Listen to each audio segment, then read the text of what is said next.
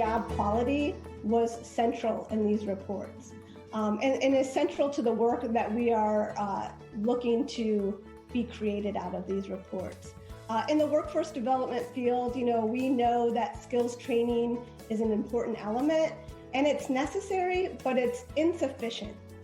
What came out of these reports is that occupational segregation and social determinants of work have a great impact on how people are able to enter and make their way in the labor market.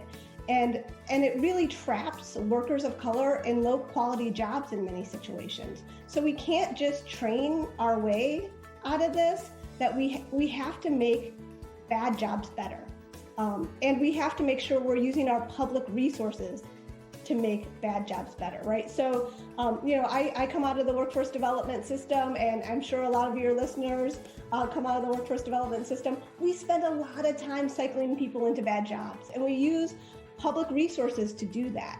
And we just need to get out of the practice and have some real expectations for the employers that we work with and for the kinds of jobs that we're willing to place people in.